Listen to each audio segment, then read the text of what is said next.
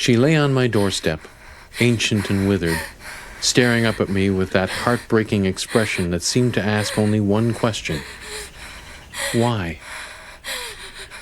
She gave me that look before, long ago, almost beyond the limits of my memory. I had almost forgotten. I wish I had forgotten, or at least not come back to this place.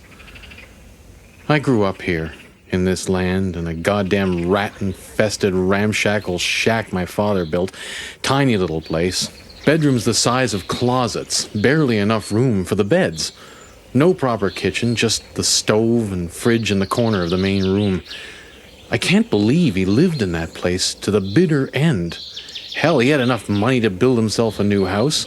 10 new houses. But no, he wanted to stay in that godforsaken fire trap. Maybe that's why I came back. I loved the crazy old man. Had to keep an eye on him, make sure he didn't burn the place down and him along with it.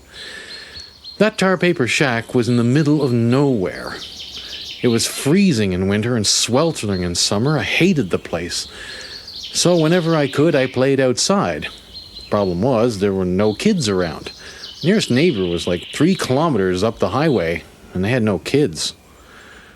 Back then, there was a tangled, overgrown forest behind the house, all the way down to the lake. Used to love to play there. There were animals to see, trees to climb. The smell of evergreen was a lot better than the musty, dried-out wood smell of the house. I think I was about 5 when I met her, around the same time Mom died.